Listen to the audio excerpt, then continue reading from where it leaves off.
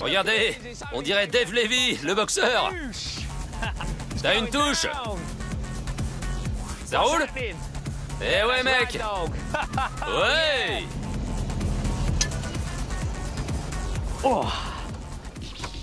Alors, bienvenue à tous. C'est la Carp Academy 2014. Comme vous le voyez, c'est la canicule. C'est notre 4e année au centre de pêche de Manorm Farm Fishing à Biggleswade. 30 stagiaires impatients de débuter cette nouvelle année.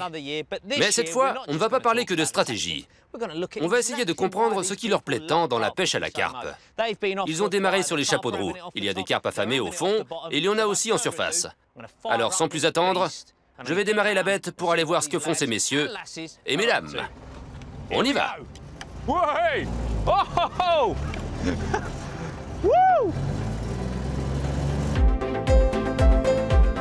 C'est notre première prise pour la Carp Academy avec Craig. On était en train de monter le bivy quand on a vu de l'activité en surface. Au lieu de préparer le matériel, on a sorti des pelettes. On les a nourris et Craig en a fait un direct. Alors? Je kiffe. Ça commence très fort. T'es prêt à enchaîner, Mason? Ouais. T'es sûr? Ouais. Ok, cool. On a mis des pelettes. Maintenant, on va essayer d'en sortir un autre. Ça, c'est Carl et Jay qui ont commencé très fort. Carl bat son record personnel avec 9,4 kg et ça fait que 10 minutes qu'on est là. On va les remettre à l'eau et essayer d'en sortir d'autres dans les heures qui viennent, hein, les gars? Espérons. Vous aimez pêcher au flotteur? Oui, je pensais pas que j'aimerais autant.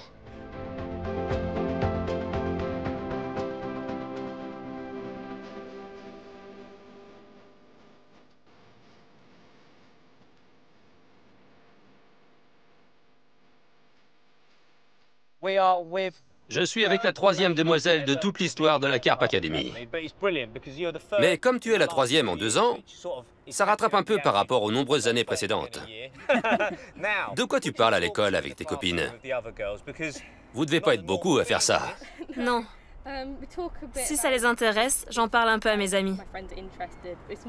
Genre 5 minutes, si je reviens d'un week-end de pêche. Mais pas plus. 5 minutes et après on change de sujet. Elles te prennent pour une folle? Non, ça ne les gêne pas plus que ça. Simplement, on n'en parle pas ensemble. Mais elles ne... Elles admirent des chaussures et des sacs à main, tandis que toi, tu admires une magnifique commune sur la berge. Comment tu t'es mise à la pêche? C'est un sport extraordinaire. Jim et moi, on adore ça. Mais on est content de voir qu'il y a plus de femmes. Comment ça t'est venu? J'ai commencé avec ma famille à 7 ans. Je pêchais des gardons au bouchon. J'ai tout de suite adoré ça. Quand on faisait des sessions de nuit, je ne voulais pas aller me coucher. Ça a commencé comme ça. D'accord. Et toi, Jim? Un flic. On aime bien dire Jim le flic. Ton boulot serait pas plus facile si tout le monde pêchait.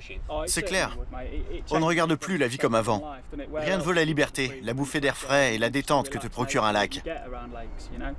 Et le fait de voir des filles s'y mettre, c'est rafraîchissant. C'est bon pour le sport. Ça le développe et c'est formidable. C'est bon pour tout le monde. Tout à fait. Mais maintenant, dis-moi plutôt comment tu l'as attrapé. Tu peux nous raconter? Oui. Laissons-la se calmer un peu. Oui. D'abord, c'est le premier poisson que j'attrape avec mon propre montage. Un zigrig, je crois. C'est ça? J'ai essayé une imitation croquette avec de la mousse par-dessus et j'ai amorcé avec un peu de pelette à la surface. Et tu as sorti cette superbe carpe commune qui vient de m'arroser. Le moment me paraît bien choisi pour laisser Jordan reprendre sa canne et aller attraper une autre carpe survoltée.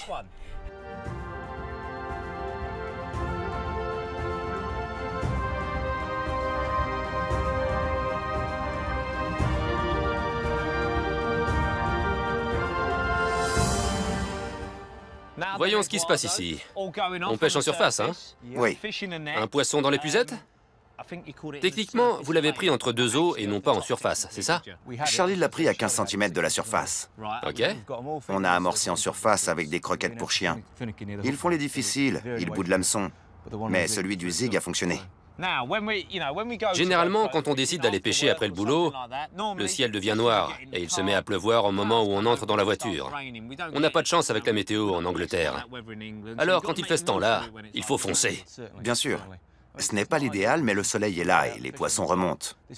Il y a un vent tourbillonnant qui est un peu gênant, mais à part ça, les poissons ont faim. Il faut en profiter. Exactement. Tout à l'heure, on parlera des choses à faire et à ne pas faire. Mais d'abord, Charlie, tu as déjà souvent pêché au flotteur? Pas vraiment, non. C'est assez difficile, il faut bosser pour obtenir des résultats. Si tu devais choisir, tu préfères prendre un gros poisson au fond ou bien un poisson moyen en surface? En surface, parce que ça demande beaucoup de travail. Il faut aller le chercher. Tu crois qu'on apprend plus de choses en observant leur activité et leur réaction en surface? Est-ce qu'ils sont plus difficiles à la surface qu'au fond? Ils ont plus de chances de te voir. Et il faut être particulièrement silencieux et discret. Et toi, Ed, grand pêcheur, un des plus grands d'entre nous, à tout point de vue. Eh oui. Tu trouves que la pêche en surface procure des sensations? Il y a plus d'adrénaline que quand on est dans le bivy et qu'on attend à la coule. Oui. Quand on est derrière les buissons, on attend qu'il y ait un bip ou que la ligne se tende. Mais ici, on voit tout. On voit les poissons se nourrir, on les voit remonter, on voit tout. Si un gros poisson vient se nourrir ici, on le voit. C'est exaltant. Quand on pêche au fond, il faut réamorcer souvent pour garder les poissons sur la zone et maintenir l'activité. C'est pareil en surface? Oui, surtout qu'à la surface, on voit ce qui se passe. On voit s'il reste du mélange et si les poissons mordent. Alors on continue à amorcer pour garder les poissons jusqu'à ce qu'il y ait un départ. Vous avez déjà fait une prise, vous en avez mis au sec. Moi, je vais aller déjeuner et je vais vous laisser l'exhiber devant la caméra. Espérons qu'avant pas longtemps, vous aurez d'autres carpes dans les puisettes. À plus tard, Charlie. Bien joué. Maintenant qu'Ali est parti manger un vieux kebab, je vous montre le poisson dont il parlait. C'est une carpe de... Combien elle pêche, Charlie? Presque 7 kilos. Presque 7 kilos. Joli. C'est une carpe commune, mais ce n'est pas du tout ton record. Non. Tu disais tout à l'heure que ton plus gros poisson faisait 19,6. 19,6 kg. Et tu pêches depuis 14 ans. Non, 12 ans. 12 ans. Oh la vache, il était trop bon ce kebab. Je plaisante, j'ai mangé du blanc de poulet. Est-ce que j'ai l'air de manger des kebabs? Non, non, ne réponds pas. Alors, Riley, t'étais là, assis sur ta chaise? Ouais. Imperturbable? Et tout à coup, t'as eu un départ. Tu t'y attendais? Pas vraiment. Non? Et pourquoi pas? Faut croire en toi, mon pote. C'est le premier? Le premier de la journée. Ed, d'un point de vue stratégique, quelle méthode est-ce que tu as choisi? Tout en zig, à 15 cm de la surface. Comme le premier, alors? Comme Charlie. Charlie en a fait 3 au zig. Avec Riley, on se concentrait sur les flotteurs et il n'y avait pas beaucoup d'action. On a eu un départ, mais le poisson a décroché. On n'arrivait pas à en prendre un, donc Riley est passé au zig. En voilà un qui remonte. Et on s'est éloigné. Donc, un zig et ensuite l'amorce. Vous avez dispersé le mix à la surface plutôt que d'utiliser de la bouillie, parce qu'on fait très attention à ne pas trop forcer sur l'amorçage. Il a fait tellement chaud que le lac nous a demandé d'y aller mollo sur les bouillies et tout ce qui risque de laisser des déchets organiques. Voilà, on a bien regardé et les poissons ont mangé tout ce qu'on leur a donné. Il n'y a pas de déchets, rien qui puisse pourrir et affecter la qualité de l'eau. On met les zigs à l'eau, on amorce à la surface et on en remet régulièrement. Comme ils ne sont qu'à 15 cm en dessous, ça marche aussi bien qu'un flotteur. Exactement, tu gardes le coup actif. Tes aiges sont de quelle couleur sur les zigs? Noir et jaune? Noir et rouge. Et Charlie, il a utilisé quelle couleur? Du jaune. Comme l'eau est un peu opaque, on a opté pour une couleur plus vive. D'accord. Dans une eau claire, on aurait pris du noir. Ok. Je te laisse passer à l'action pour remonter ce poisson. Riley, t'as déjà souvent pêché au zig? Il y a à peu près un an, à la même époque, j'ai pêché à Bakes Lake. Ah ouais? Combien de temps? Pendant 2 nuits et j'ai fait 33 poissons au zig. Génial. C'était ton baptême du feu, alors? Oui, j'ai fait beaucoup de zig. Allez, c'est parti. Le très grand Ed Bettridge est prêt. Et c'est dans l'épuisette. Bien joué, Riley. Soupèse un peu ça. C'est pour ce genre de moment qu'on se donne tous mal. Une superbe carpe commune prise dans les profondeurs envasées et au zig. On ne peut pas rêver mieux, pas vrai? Non, Depuis combien de temps tu pêches? 4 ans. Ah, c'est pas tant que ça. Quel âge tu as? 15 ans. D'accord. Donc on a Charlie qui pêche depuis 1 million d'années, et toi, ça fait 4 ans. Oui. Tu te sens à la hauteur? Non. Non? T'as des choses à apprendre? Oui. Ed a beaucoup à t'apprendre, et Charlie aussi. C'est ça qui est génial avec la pêche. Rencontrer des gens, apprendre des choses. C'est clair, on fait tout le temps des rencontres. J'adore ça. J'ai vraiment cru que t'allais te mettre à pleurer quand t'as dit « j'adore ça ». J'adore voir des carpes comme ça. Et ces sourires-là veulent tout dire. Quand quelqu'un me dit que la pêche est ennuyeuse, je lui réponds « essaye, et on en reparlera ». Si on m'avait demandé ce que j'en pensais il y a 4 ans, j'aurais sûrement répondu la même chose. Mais maintenant, j'adore ça. Beaucoup de gens jouent au foot et au tennis. Je me suis dit que ça changerait un peu. Et c'est un truc que mon père et moi, on peut faire ensemble. Je peux t'appeler Jimmy Lahuri? Si tu veux. Ça rime. J'ai connu pire. Sûrement un soir où tu bossais. Pas vrai? C'est ça. Jim, parlons sérieusement. T'as beaucoup pêché au zig ces dernières années, sur une pièce d'eau privée qui s'appelle Bundy's. Oui, et là-bas, la profondeur est très grande par endroits. On sait tous que les poissons ne vivent pas au fond.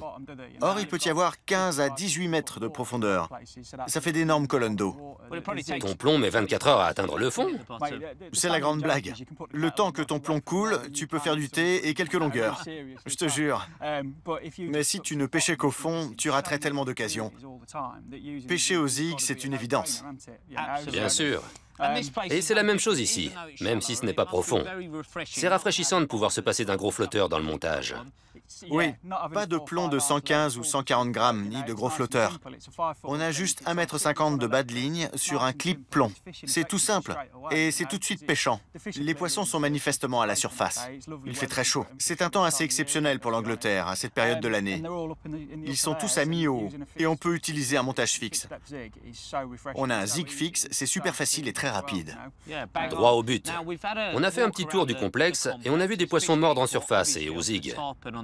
Mais tout à l'heure, avec Jordan, tu m'as parlé d'un truc qui n'est pas forcément extraordinaire, mais qui change un peu.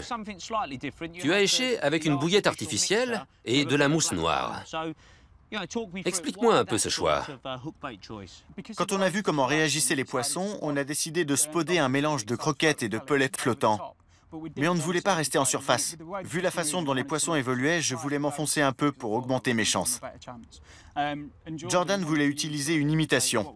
Alors on a pris une fausse croquette et on a ajouté de la mousse pour mettre de la couleur, un effet d'ombre. Selon la couleur de mousse qu'on utilise, que ce soit noire, jaune ou blanche, les options ne sont pas les mêmes. Avec le noir, elle a réussi à ferrer en moins d'une demi-heure. C'est top. Et le montage est super simple, hein? C'est quelle puissance de fil? 4 kilos. D'accord. Avec un nœud sans nœud? Un nœud sans nœud et un hameçon taille 8. Bien sûr, la fausse croquette est collée à l'arrière de la courbure. Ouais. 10 à 12 spires sur la hampe. Comme c'est du nylon léger, on fait 2 ou 3 spires en remontant vers le yai et on obtient un nœud sans nœud. Parfait. Tu as précisé coller. C'est important d'expliquer à tous ces jeunes que quand on pêche en surface, on n'a jamais intérêt à faire un cheveu trop long. Non, parce que les poissons ne se nourrissent pas de la même manière que quand ils sont au fond. Il faut que l'hameçon entre en action dès qu'il goûte à l'appât. Rien à voir avec un bottom bait rig posé sur une zone amorcée à base de bouillettes, avec beaucoup de mouvements. Ils montent, ils goûtent et ils disparaissent. S'ils restent à la surface quand ils se nourrissent, il faut que l'hameçon se pique tout de suite. Plus lèche est collé, plus vite le poisson sera accroché. Magnifique. Plus bas, on a un système de plomb très simple. Anti-emmêlement, clip plomb. La taille de plomb, c'est un élément important. Tu parlais de 140 grammes pour le coulissant. Oui. T'as une préférence? Tu lestes bien même au bord ou tu allèges dans ce cas-là? Comme les poissons étaient très actifs, je ne voulais pas de plomb trop lourd. On a pris du 50 ou 70 pour la distance, avec un bas de ligne d'1,50 m. Je ne voulais pas arriver en force et effrayer les poissons. On est nombreux à la Carp Academy, et il y a déjà des plombs, des marqueurs et des spots partout. Il nous fallait des plombs qui parcourent la distance proprement, avec un minimum de perturbation, tout en plaçant l'hameçon correctement. 50 à 70, c'était parfait. D'accord. Vous voyez, il y a une bonne raison si on vient ici avec 15 des meilleurs carpistes du pays et qu'ils utilisent tous des montages zig. C'est parce que ça marche.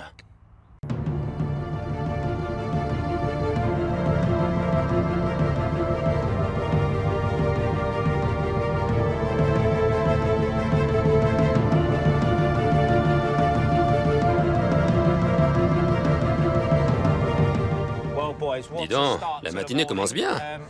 Tu vas me raconter ça, Brad. Il y a 2 poissons. C'est une double prise.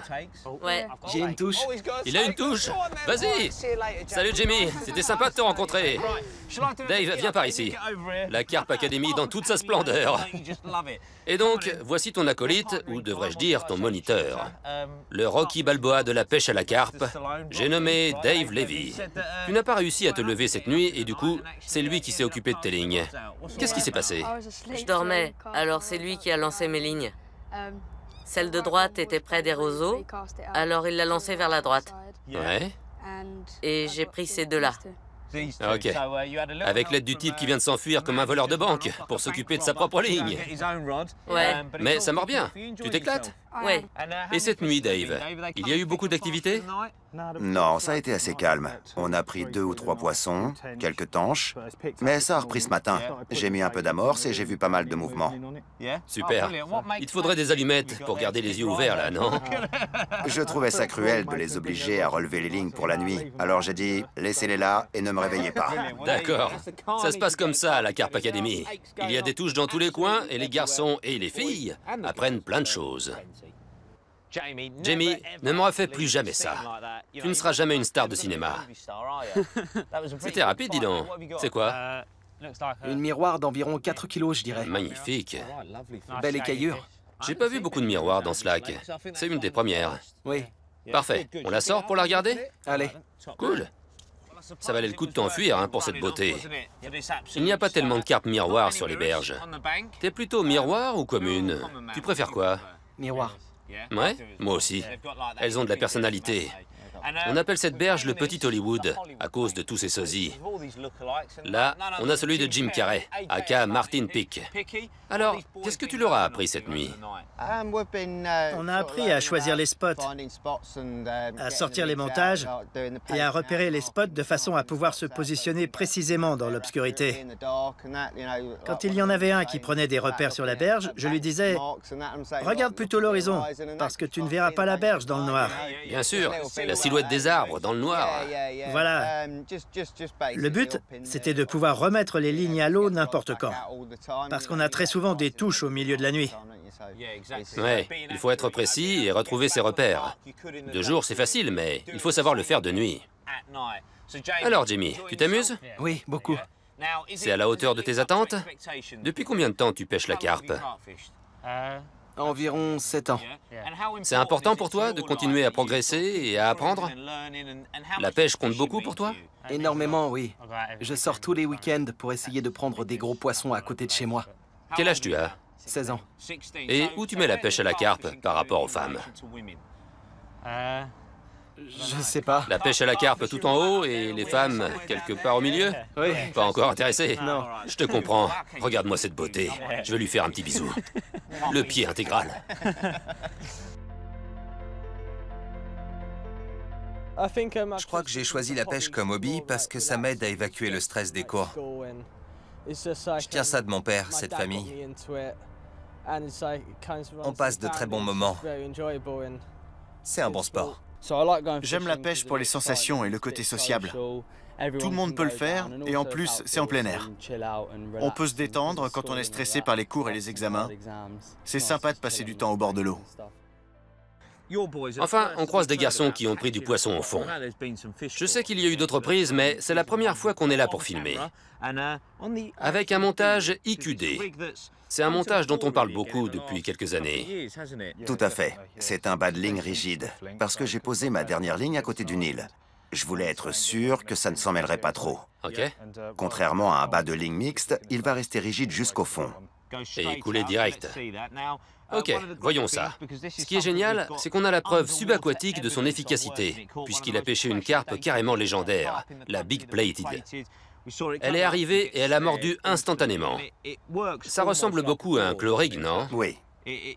Comme le fil est rigide, quand il s'éloigne de l'hameçon, ça fait... Je vais vous montrer sur Dave. C'est pas très propre là-dedans. T'as qu'à me curer le nez. Ça, c'est un des stagiaires qui l'a fait. Je vais vous montrer ce qui ne va pas. D'abord, le dé est légèrement de traviole. Un peu pourri, hein, faut bien le dire. Il a pris un poisson, ça l'a un peu tordu. Le dé a tendance à se tordre. Si tu veux attraper plein de poissons, tu peux le redresser avec un outil et écher à nouveau. Mais si tu vises plutôt une grosse prise, ça vaut vraiment la peine de refaire ton montage à chaque fois. J'ai un autre truc très important à vous montrer. Regardez à quel point l'èche de Dave est soigneusement équilibrée. Moitié bouillette dense, moitié pop-up. C'est ça. C'est important avec ces montages? Oui, parce que quand le montage arrive au fond, l'èche va pivoter de ce côté et l'hameçon va se poser en travers. Fais voir. Vas-y, pose-le dans ma main, c'est le fond du lac. Quand le montage est aspiré, la pointe descend. D'accord. Et elle accroche la lèvre plus facilement. Super. Donc, celui-là, il a été fait par un stagiaire. Et là, Dave, tout droit sorti de ta boîte à bas de ligne. Voyons un peu la différence. Regardez comme il est propre. On a une courbe parfaite du fluorocarbone. Une surliure sur la hampe. Une surliure à 3 spires. Un minuscule micro-émerillon. On peut aussi utiliser un micro-émerillon avec anneau, comme l'a fait Dave ici. Et tu finis avec un nœud sans nœud? Un nœud sans nœud à 5 spires. Superbe montage. Il faut bien garder de la place sur le dé pour les mouvements de lèche. Et ce type de montage, ça peut s'utiliser avec des particules? Est-ce que ça marche aussi bien avec des bouillettes qu'avec des particules? Je l'ai utilisé avec du maïs en plastique et des bouillettes. C'est un de mes montages préférés quand je pêche à grande distance, parce qu'il est assez rigide et que quand on le lance, il se pose directement au fond. Tout à fait. Si vous avez peur d'emmêler le fil, ou que vous pêchez dans les bordures, c'est un montage qui vous donnera des résultats 100% du temps. Quand tu attrapes une carpe, tu te fais une grosse montée d'adrénaline. Surtout si c'est en surface ou sous tes pieds, quand tu pêches en stalking, ma méthode préférée. C'est dingue. T'as le cœur qui cogne dans la poitrine. Dès que tu vois un poisson, t'as envie de lancer ta ligne. Parfois, je me promène sans mon matériel et je me dis, si seulement j'avais ma canne. Alors, Al, une magnifique carpe commune de Bex Lake. Raconte-moi d'abord comment tu l'as capturée. C'était à la surface, avec une bouillette coupée en deux et nappée d'un booster caramel. D'accord. T'as appris des choses? C'est la première carpe que tu pêches en surface. Oui, c'est la toute première. Sans doute parce que ça ne fait qu'un an que tu pêches. C'est mon petit doigt qui me l'a dit. Et toi, Jake? Combien de temps est-ce que t'as mis à t'habituer au détecteur et à l'entendre la nuit? Tu dirais quoi, environ? Plus d'un an? En fait, j'ai essayé une fois et j'ai raté le poisson. Du coup, j'ai laissé tomber. Tu crois que c'est arrivé à d'autres ici? Cette nuit, vers 2 h du matin, ça a sonné chez quelqu'un. J'ai pensé qu'il allait se lever. Encore un bip, toujours rien. Je l'ai secoué, j'ai tapé dans le bivy, j'ai crié, et il n'a pas bougé. Et alors, quelle leçon tu tires de tout ça? Faut monter le son. Tu crois que ça suffira? Tu te serais levé si ça avait sonné plus fort? Non. C'est l'incroyable montée d'adrénaline qui fait tout le sel des sessions de nuit. Le réveil en sursaut. T'as tout raté, on dirait. Oui. J'espère qu'il retiendra la leçon. Entendre le détecteur. On s'est beaucoup vu, non? Il s'en passe des choses sur le spot de Jim Wilson. Jim, Jack vient de faire une touche. Jack et Jim. On a mis tous les J dans le même panier. Exact. Jordan, Jack et Jim. C'est vraiment intéressant. Tu les fais pêcher au zig entre 2 eaux. Mais il me semble que Jack utilise des sacs solubles, non? Ouais.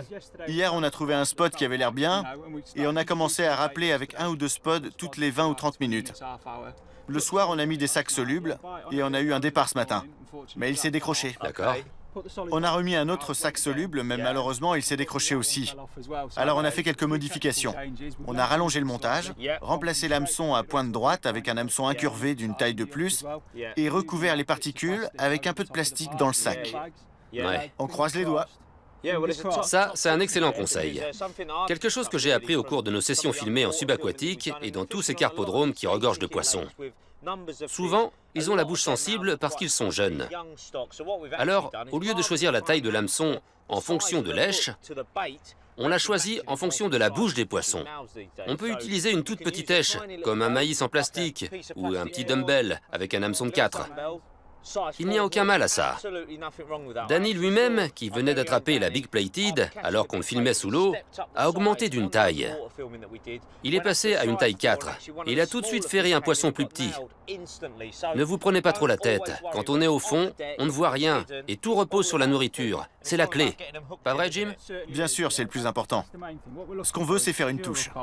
On mise sur les sacs solubles pour appâter le poisson et on veut être sûr que l'hameçon va s'accrocher solidement du premier coup. Exactement. Tu as aussi évoqué la longueur. On va en reparler parce que c'est important aussi. Si vous mettez un hameçon plus gros et qu'il continue à décrocher, on a parfois tendance à utiliser des bas de ligne très petits avec les sacs solubles. Mais je me suis rendu compte qu'il vaut mieux commencer à 12 ou 17 cm. On a commencé à 12 ou 13 cm et on a ajouté entre 3 et 4 cm. Donc presque 17 cm.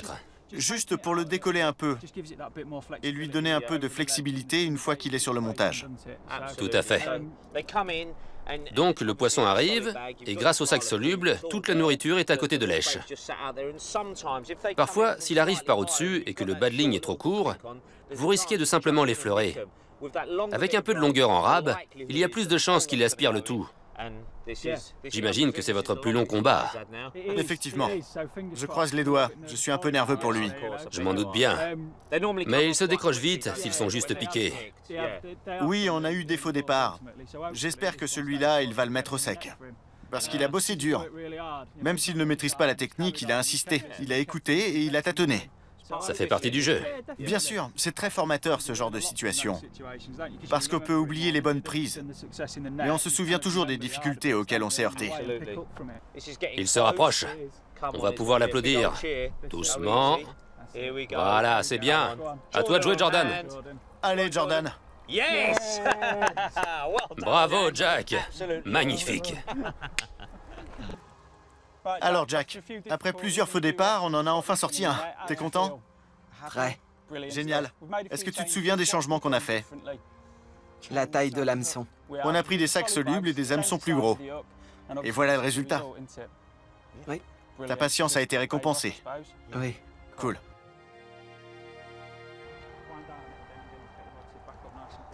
Juste au moment où je m'apprêtais à quitter le Jim Wilson, Jordan et Jack Show. C'est comme s'ils voulaient nous montrer toutes les méthodes de pêche à la carpe possibles. On dirait une canne à flotteur, non? J'imagine que ça a mordu en surface. C'est ça, oui. On a amorcé toute la matinée avec du mix et différentes tailles de pelettes flottants. Et comme le vent les rapproche, on a spodé assez loin pour laisser dériver. Mais les poissons boudent. Et pendant qu'on s'occupait de la prise de Jack, Jordan a réussi à faire une touche en surface. Génial. C'est presque lassant à force. Je leur ai balancé des pelettes, ils ont dérivé dans le vent. Bon, c'est bien beau, mais ce qui m'intéresse, le but de tout ça, c'est que la pêche à la carpe t'offre plein de possibilités différentes, pas vrai? Voilà ma question. En tant que carpiste, est-ce qu'il te paraît important d'avoir plusieurs cordes à ton arc pour tirer le maximum de tes sessions? Maîtriser la pêche au flotteur, l'utilisation des sacs solubles, tu mets ça où sur ton échelle des priorités? Je mets ça tout en haut. Si tu utilises toujours la même méthode, tu peux pas tirer le maximum du lieu. Il y a plein de vieux briscards qui font ça, non? Bien sûr. Mais transpose ça à ta vie privée et imagine que tu fasses tous les jours la même chose. Tu finirais par t'ennuyer et par tomber dans la routine. Ouais. Alors que si tu varies les zigs, les sacs, les flotteurs, les bouillettes, les appâts, les conditions météo, les habitudes alimentaires et les plans d'eau, tu t'amuseras de plus en plus. On est là pour ça, après tout, pour en profiter au maximum. Alors, Jordan, tu vois comme c'est bien de tester différentes méthodes de pêche à la carpe pour apprécier pleinement ce sport. Oui. Ouais? Oui. Qu'est-ce que tu as le plus apprécié pour l'instant? De rencontrer des gens. Sinon, j'adore pêcher au flotteur parce qu'on voit le poisson prendre l'appât. C'est fascinant, hein? Un peu comme un super film qui n'en finit plus. C'est super frustrant. On veut savoir ce qui va se passer. Et généralement, ça finit mal. Mais parfois, c'est le pied. Il y avait plusieurs poissons qui tournaient autour. Ouais? J'en ai vu un arriver juste à côté et je me suis dit, ça y est. C'est le bon. Et j'ai tiré. Ouais? Oui. Et ce sentiment, en général, je sens que je lance dans le vide. Ça doit être merveilleux quand on sent soudain une résistance à l'autre extrémité et qu'on se dit, il n'y a pas que le flotteur et l'appât. C'est agréable, hein? Ça t'a procuré des sensations? Oui. Au début, je me suis dit, c'est un cauchemar. Je vais jamais m'en sortir. Mais tu le tiens. Ça m'a l'air d'un beau poisson. Tu veux que je te dise? Les autres filles n'y comprennent rien. Elles savent pas ce qu'elles ratent. Ces filles qu'on voit faire du lèche-vitrine dans la rue. Toi, tu pêches au flotteur et tu t'éclates, pas vrai? Si. Jack, allez, c'est à toi de prendre l'épuisette. Et toi, c'est quoi ta méthode préférée? Les sacs solubles. Les sacs solubles? C'est vrai que c'est pratique. Ça ne s'en mêle jamais et ils sont toujours là pour te chanter leurs petites chansons. Et qu'est-ce que t'as mis comme amorce sur les sacs solubles? J'ai spodé. Je peux voir? Ah oui, je l'ai. Mais regardez-moi ça. Il y a tout un mix là-dedans. Préparé avec amour par des amis pour cet événement. C'est un genre de mix anisé, avec beaucoup de particules. Ah, ça se rapproche. Elle est juste à la surface. Et donc un mix de particules anisées et autres, hein? On va le mettre au sec. Et voilà. Voilà ce qu'ils mettaient dans les sacs. Il y a aussi du mix là-dedans. Formidable. Tout baigne ici. Jim Wilson maîtrise. Belle prise, Jordan. En surface, ça t'a plu? Oui, c'était super. En repartant d'ici, tu vas pouvoir convertir plein de femmes à la pêche à la carpe. En Angleterre et dans le monde entier. J'aimerais bien, mais... Elle n'écoute pas. Comment on peut faire pour que les filles se mettent à la pêche? Il faut leur dire de garder l'esprit ouvert et de s'amuser. C'est 1000 fois mieux que le shopping. 1000 fois mieux que d'aller en boîte. J'en ai déjà embrassé une. Je vais en embrasser une autre. Tu lui fais un bisou? Oui. Bravo, magnifique. Voilà l'esprit de la Carp Academy.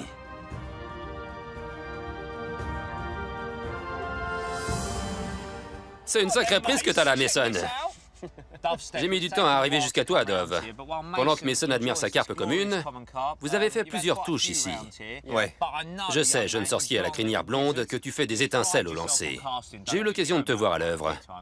C'est important pour toi? Très important. Le montage doit être placé avec précision. Et si tu ne sais pas lancer, tu ne peux pas le faire. Il faut vraiment s'entraîner au lancer. On l'a très souvent vu dans Thinking Tackle, même à St. John's où Dove lançait à 90 ou 90 mètres. Et il mettait en plein dans le mille à chaque fois. C'est une question d'entraînement, pas vrai? Oui, il faut prendre conscience de ses erreurs pour ne plus les faire. Plus on s'entraîne, plus on s'améliore. Et il y a un autre de tes stagiaires qui a pris un beau poisson, Craig. Je crois qu'il en a déjà fait 5 cette nuit, non? Oui. Et pour ça, il fallait réussir à remettre le montage à l'eau dans le noir. Oui, il a appris à clipper sa ligne pour la relancer exactement au même endroit. Et ça, il peut le faire de jour comme de nuit. Tu sais maintenant qu'il est primordial de savoir lancer au bon endroit. Oui, c'est vraiment plus facile avec des repères, surtout la nuit. Tu crois que ça va t'aider à prendre plus de poissons? J'espère. C'est sûr à 100%. Exactement.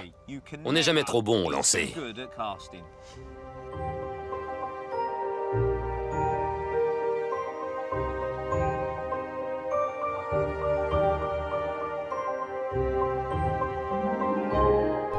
Un poisson magnifique. Je suis trop content.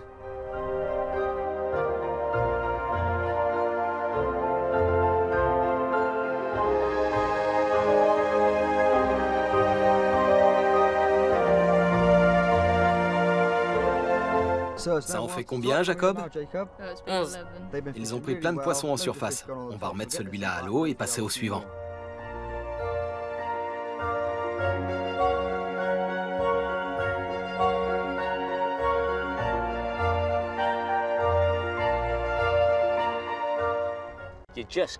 Il n'y a pas mieux qu'un bon vieil été anglais. On entame la dernière soirée de l'édition 2014 de la Carp Academy. Le point le plus important de ce petit speech, c'est que pour la première fois de ma vie, je n'ai plus l'impression d'être nain. Debout sur une voiture, c'est le meilleur point de vue pour regarder les stagiaires spoder au loin. Qui sait ce que nous réserve cette soirée? Seul le dieu des carpes peut favoriser ses garçons et ses filles. Espérons qu'il va y avoir de l'action cette nuit. À demain. Vous vous êtes trouvé un petit spot pour faire du stalking, hein, James et Jamie? Ouais. Dernière matinée et une session de stalking pour finir en beauté. James, c'est quelque chose que tu pratiques souvent? Oui. C'est une méthode de pêche très efficace. Oui, on rentabilise vraiment son temps. Ça fait presque 48 heures qu'on amorce le poste à intervalles réguliers. Pour avoir un maximum de chance, on attend de voir les poissons avant d'y aller. Quand les poissons seront là, on leur redonnera des pelettes et on mettra le montage à l'eau en espérant que ça morde tout de suite. Génial. Toi, Jamie, plus tard, t'auras un métier. Tu ne pourras pas forcément dormir dans le bivy à chaque fois.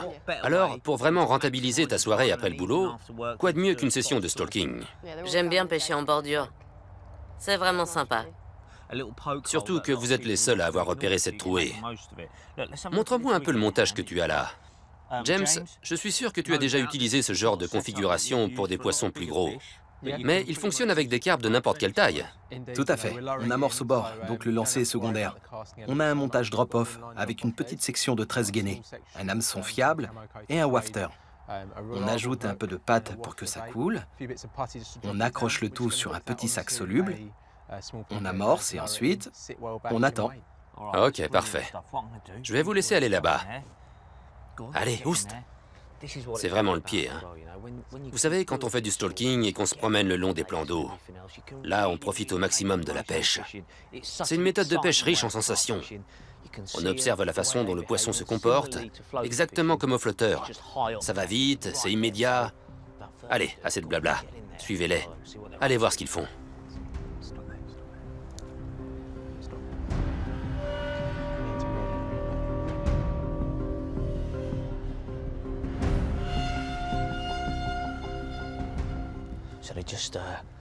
Ils ont mis un peu d'attractif sur le sac pour donner plus de goût à la colonne d'eau. C'est une eau assez trouble. Et quand les poissons ne peuvent pas voir la nourriture, c'est vraiment très important d'ajouter du goût. James a certainement amorcé régulièrement le poste avec... quoi? Des pelettes et des bouillettes diverses? Pelettes, maïs et bouillettes. Ouais. Plein de goûts différents. C'est très important, parce qu'une fois qu'on met l'appât, on n'a pas beaucoup de temps. Mais c'est puissant. Quand ils vont sentir ça, les poissons vont rappliquer. Et il faudra rentabiliser une session de pêche super rapide. Ça y est, c'est parti. La trouée est toute petite. Et du coup, il faut plus ou moins se faufiler. Parfois, on ne peut même pas lancer. On est obligé de descendre la canne vraiment tout doucement pour la glisser dans l'eau, en silence. C'est ce que Jamie s'apprête à faire. Regardez. Il va lâcher le montage en douceur, avec un minimum de perturbation dans l'eau.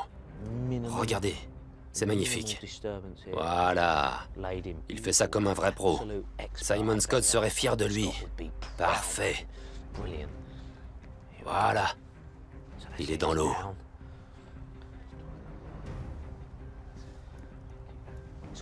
Il n'y a plus qu'à attendre maintenant. C'est une question de discrétion. Sensation. Adrénaline. Il va y avoir une explosion de carpe en folie.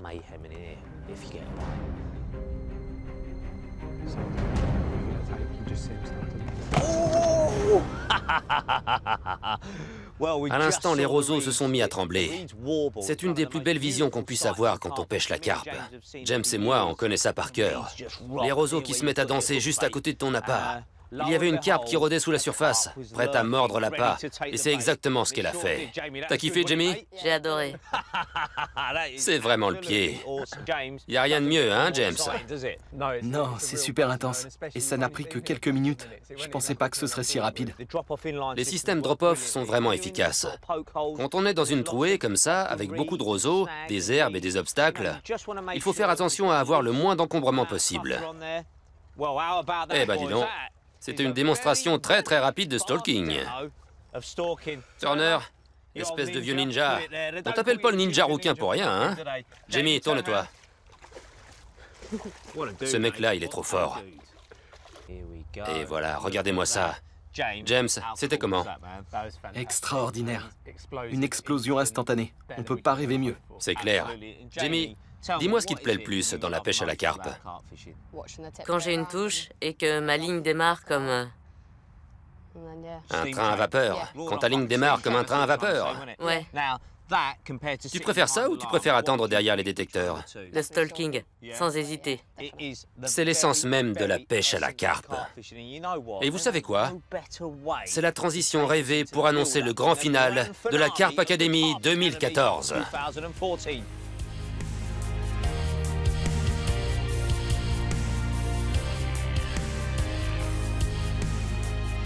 Les gens qui trouvent la pêche ennuyeuse devraient prendre une canne et aller pêcher. Tant qu'on ne l'a pas vécu, on ne peut pas imaginer les sensations qu'on a quand le détecteur se déclenche ou que le flotteur s'enfonce. On a là une commune absolument magnifique de 8,2 kg. C'est la plus grosse qu'on ait faite sur ce poste. Et c'est ce jeune expert qui l'a sortie. Alors Jude, qu'est-ce que t'en dis? Je suis content. C'est un beau poisson. Avec quoi tu l'as attrapé? Un zigrig avec une pop-up découpée. Ils ont fait plein de poissons, et celui-là, c'est de loin le plus gros de tous. Trop cool. Mes copains me disent tous qu'ils trouvent ça super ennuyeux. Mais c'est parce qu'ils n'ont jamais essayé. Ils croient que ça consiste à lancer sa ligne et à attendre. Ils ne s'imaginent pas les sensations qu'on peut avoir avec les détecteurs et tout ça. J'ai adoré. Au début, ça m'a fait bizarre d'être avec Danny Fairbrass, parce que je le regarde à la télé depuis des années. Mais j'ai appris plein de trucs, c'était super. Maintenant, je sais lancer correctement.